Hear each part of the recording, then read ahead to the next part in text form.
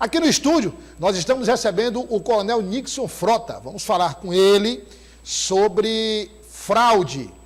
Quem tiver no TP aí, por favor, vamos abrir os olhos e passar, porque o programa está no ar. Fraude na distribuição de água a flagelados da seca no Piauí. Coronel Nixon, obrigado pela presença. É um prazer ter o senhor de volta. Saudade, o senhor estava há algum tempo que não participava do Jornal Dia News. E, de fato, de coração aberto, é um prazer ter o senhor de volta aqui. Boa tarde, Douglas. Satisfação enorme estar aqui contigo novamente, né? Seu espaço aqui. O Dia News. Boa tarde a todos que acompanham o Dia News. É importante estar aqui novamente. Me sinto voltando para casa, né? Claro. Que eu me sinto muito bem. Agradeço também a produção do Dia News, da TV O Dia, pelo convite, da oportunidade de estar aqui mais uma vez e retornar, falar sobre um trabalho nosso. Coronel, o primeiro ponto que eu acho que é importante a gente tratar infelizmente, ainda é uma realidade, apesar do avanço da tecnologia, apesar das novas descobertas da ciência, mas algumas cidades do Piauí, infelizmente, ainda enfrentam a realidade do carro-pipa, né? É fato, não é só, infelizmente, não é só no Piauí, né? Vários estados do Nordeste, isso acontece. Como você falou, tem tecnologia, tem conhecimento, tem expertise para evitar que isso aconteça, mas persiste. Os motivos são vários, mas a gente é otimista e acredita que um dia isso seja eliminado. O carro-pipa é importante, ele leva a água ali para as zonas rurais, às vezes até para as zonas urbanas de muitos municípios do nosso estado do Piauí, mas ele deveria ser utilizado em situações de emergência, apenas emergencial. Hoje ele virou praticamente uma operação contínua. Tem algumas cidades do Piauí, por exemplo, que só conseguem água se for através do carro-pipa. Só através do carro-pipa, quando na verdade nós temos tecnologia, temos recursos para fazer adutoras, né, poços artesianos, em lugar que não tem água, não tem poço, fazer adutora, tecnologia, encanamento, formas que essa água chegue na casa daquele morador da zona rural que precisa da água, tanto para beber, tanto para fazer sua higiene e às vezes para a agricultura também, aquela agricultura familiar. Tive o exemplo dos platôs de Guadalupe, né? A tecnologia que é usada nos platôs de Guadalupe nem é uma tecnologia tão revolucionária, uma tecnologia simples que é usada nos platôs de Guadalupe, e essa tecnologia permite a irrigação de todo o perímetro plantado, às vezes por gravidade, às vezes canos, quer dizer, e nós temos um lençol freático riquíssimo. Exato. É o segundo maior do mundo, se eu não estiver enganado, o lençol freático do Piauí. Agora tem algumas distorções, né? Por exemplo, agora menos, mas até bem pouco tempo, nós tínhamos um desperdício absurdo de água em Cristino Castro, os poços jorrantes. De um lado as pessoas olhavam como pontos turísticos, mas se a gente tivesse antes, eu sempre tive essa visão, olhar para a preservação do meio ambiente, olhar para o desperdício, Poço Violeta, que agora está a menos, mas quanto tempo passou jorrando dezenas de metros de água totalmente desperdiçados. E se a gente analisar que hoje está também um pouco melhor, mas antes de 2002, quando foi o primeiro governo do presidente Lula, se a gente analisar que há mais ou menos 100 quilômetros de Cristino Castro tem Guaribas, que antes as pessoas não tinham que beber, a gente vê a disparidade, né? Então, quer dizer, são realidades que nós enfrentamos, que não foram produzidas por nós, são realidades da natureza, mas que podem ser solucionadas com a intervenção do homem, né? É verdade. Nós temos aí, está falando de irrigação, está falando de levar água para onde precisa, né? Nós, não só aqui no nosso estado, mas em outros estados do Brasil, outros países. Israel é um grande exemplo disso. Existem várias formas criativas, com emprego de tecnologias do século XXI, ou então tecnologias mecânicas do século passado, mas que podem levar água para quem precisa, né? Eu insisto, sou otimista, acredito que esse problema da escassez de água no semiárido piauiense, ele será amenizado. Breve, acredito que surgirão aí projetos viáveis que vão realmente, de forma efetiva, amenizar essa escassez de água nessa região tão importante para o nosso estado. Tem diversas formas de você aprender na vida, né? Uma das formas é aprender com os próprios erros. Se você erra e não aprende com os erros, então, de fato, enfim, a própria condição humana exige que você aprenda com os próprios erros. Um outro ponto que também deve ser observado é a necessidade. O coronel falou em Israel. Israel é um grande exemplo, é um país que eu tenho uma maior admiração, porque se você observar, grande parte dos processos evolutivos em Israel, em diversas áreas, grande parte ocorre por necessidade. A água é um exemplo. Toda essa tecnologia envolvida, e que hoje Israel exporta essa tecnologia, aconteceu por necessidade, pela questão geográfica. Oferta, demanda. Exatamente. Né? Você tem hoje, por exemplo, um dos serviços secretos mais temidos e eficientes do mundo, Mossad, é de Israel. Você pergunta, mas vem cá, por que é que Israel tem o Mossad, que é um dos serviços secretos mais temidos e eficientes do mundo? Por necessidade. Necessidade do país. Pela região ali, dos conflitos geopolíticos. Então a gente tem que aprender com erros e com as necessidades, que é o caso do Piauí. Por exemplo, a gente falando aqui dessa distribuição de água para os flagelados, e aí a gente ou fala, como o senhor disse, de uma condição, infelizmente, ainda permanente, que tem que fornecer, ou uma condição emergencial. Período longo de seca, os açudes não tem mais água, poços também não. Mas aí vem a questão das fraudes, das irregularidades. Isso aí tem demais. Coronel, imaginar que aquele carro-pipa, ele vai levar água para quem está com sede, que não tem água para banhar, que não tem água para cozinhar. E aí você, no meio daquele processo, frauda, eu acho que é um crime que pode ser considerado até um homicídio, como se fosse um homicídio. É verdade. Douglas, em 2017 e 2018, eu tive a oportunidade de comandar aqui o 25º Batalhão de Caçadores, um batalhão que era responsável, que ainda é responsável pela Operação Carro-Pipa. Na época, nós chegamos a atender 72 municípios do semiárido piauiense.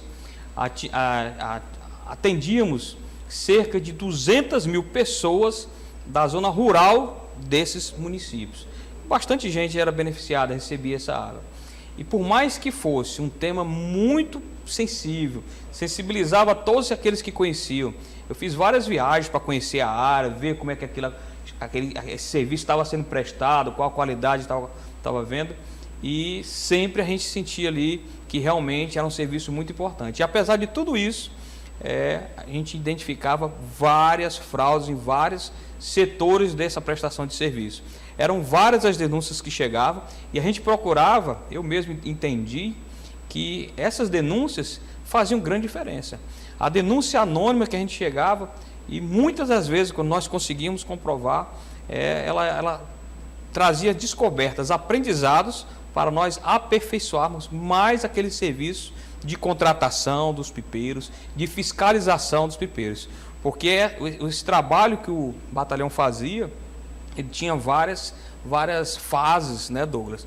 No primeiro momento a gente divulgava de forma nacionalmente, de forma como é prevista a legislação, né, que estava aberta ali a contratação dos pipeiros para fornecer água em determinados municípios. Já. É bom deixar claro que o Exército não ia lá, pegava água e distribuía. Havia uma seleção. Havia uma seleção, Em situações emergenciais, o Exército fez isso também. Quando era necessário de imediato. Exatamente. Então, mas começava com o edital, com uma certa, como fosse uma licitação. Pronto. Né? Então a gente divulgava aqueles pipeiros, né, os caminhões dos carro-pipas, os proprietários dos carro-pipas interessados em participar, se apresentavam com o seu veículo.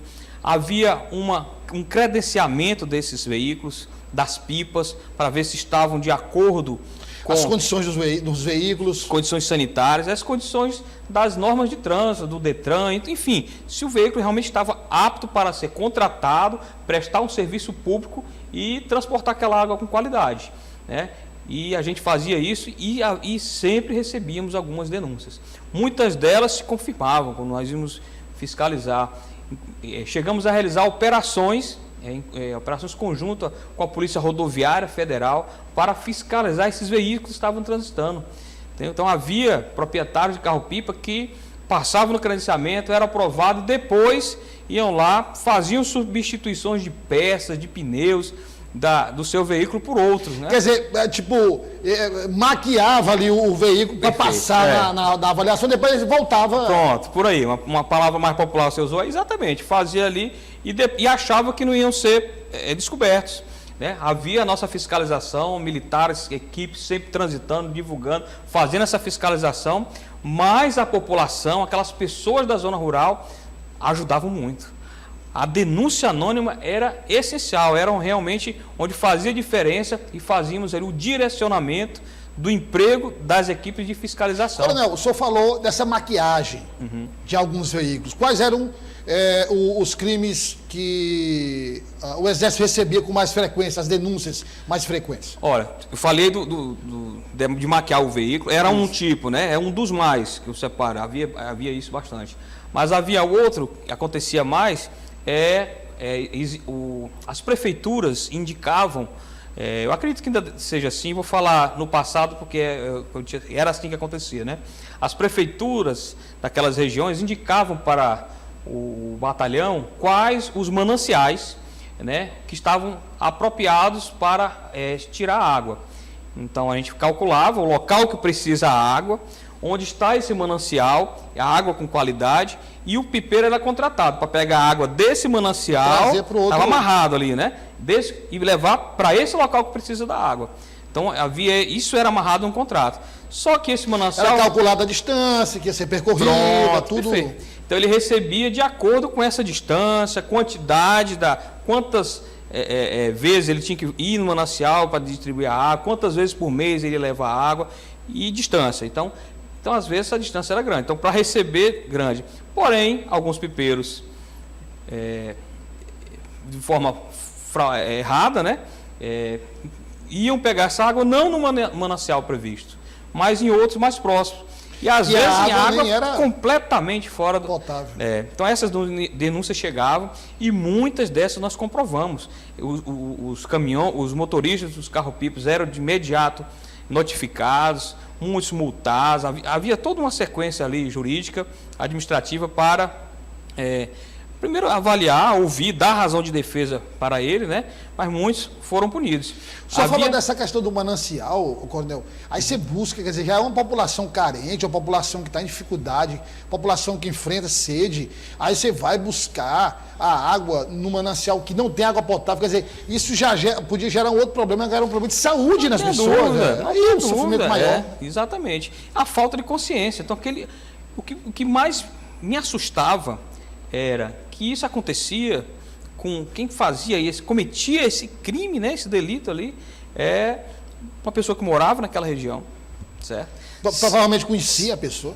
Sabia que aquela família, aquela comunidade, ou aquelas comunidades, aquelas pessoas precisavam dessa água potável e mesmo assim cometiam aquilo ali. O importante era o lucro dele. Imagina só, outra coisa que eu estava pensando aqui, que é o seguinte, o pipeiro, ele cometia, alguns cometiam e não eram, porque não dá para zerar, quer dizer, um ou outro passa, mas os pipeiros tentavam cometer fraude sob a fiscalização do Exército Brasileiro.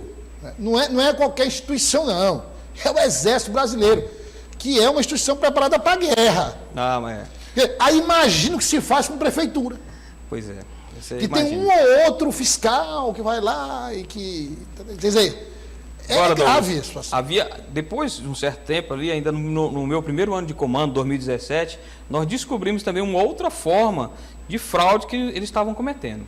Nós falamos aí do mascaramento do veículo, falamos de não pegar água no lugar devido, tinha várias, criatividade monstra, viu, para fazer coisa errada. Mas uma outra que surgiu é o seguinte: o caminhão, a pipa, quando era contratada, ela tinha um itinerário para fazer, né? Sair desse manancial, um itinerário, e entregar nessa comunidade a água. Tinha um itinerário certinho que tinha que fazer o dia correto. Então, tinha alguns que faziam o seguinte: iam lá no carro-pipa, tiravam um equipamento que tem um GPS, conectavam esse equipamento em uma moto. Rapaz, né? Pelo amor de Deus.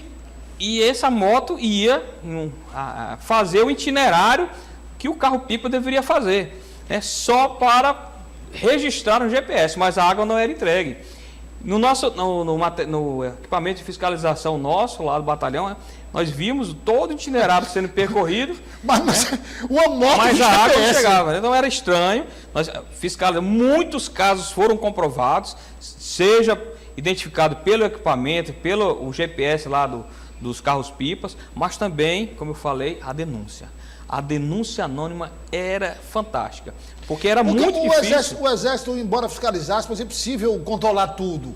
É difícil. O itinerário, A saber área, se foi lá. semiárido, é uma área muito extensa, de difícil acesso, os horários que eles faziam essas fraudes, para se colocar equipes de fiscalização em todo o setor é complicado. E mesmo assim, foram muitos flagrantes que nós demos, né? Inclusive, alguns deles com apoio da Polícia Militar do Piauí, vários setores ali na região ali próximo de Jaicós, nós demos vários flagrantes em alguns municípios ali daquela área. na região de é uma área crítica, né?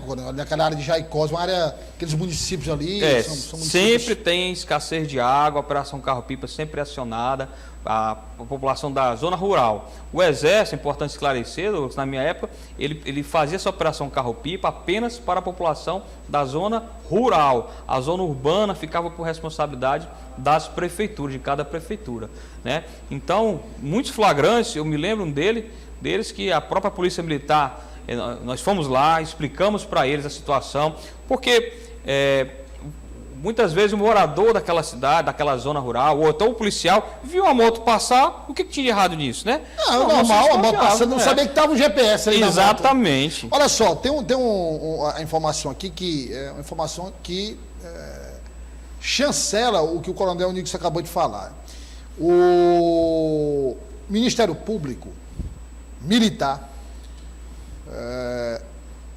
o tribunal mantém condenação de 4 civis por fraude na distribuição de água a flagelados da seca. A fraude foi descoberta após habitantes, o coronel está falando aqui, de uma comunidade de Jaicós, denunciar à Polícia Militar a presença de 2 estranhos fazendo rondas. Aí, qual era o detalhe?